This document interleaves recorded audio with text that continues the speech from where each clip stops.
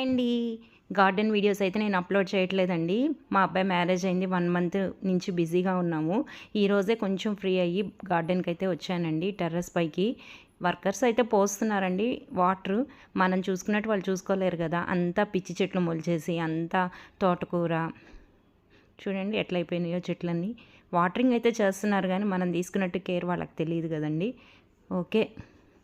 వాళ్ళకి పాలినేషన్ కూడా తెలియదు కాబట్టి అన్నీ బీరకాయలు కూడా అసలు ఏమీ ఫామ్ కావట్లేదు.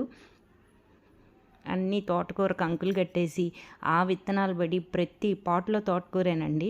చూడండి ఎంత వచ్చిందో. ఇంక స్వీట్ లైమ్ మొక్క అయితే ఒక్క కాయ అయితే వచ్చిందండి స్వీట్ లైము. ఈ గార్డెన్ అంతా మళ్ళీ సెట్ చేసుకునేటప్పటికి చాలా టైం పడుతుందండి.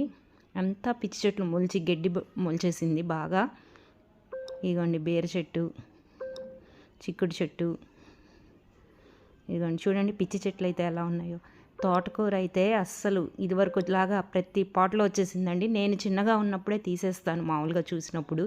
ఇంక ఇప్పుడు నేను రాలేదు కాబట్టి దాని ఇష్టం వచ్చినట్టు పెరిగిపోయిందండి. ఇంక ఈరోజే బీరకాయలు కూడా పాలినేషన్ అయితే చేశాను.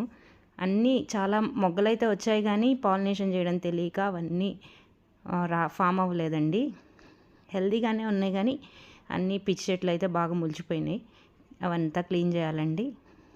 పొన్నగంటాకు కూడా బాగుంది. ఇంక నుంచి గార్డెన్ వీడియోస్ కూడా అప్లోడ్ చేస్తానండి. Thank you for watching.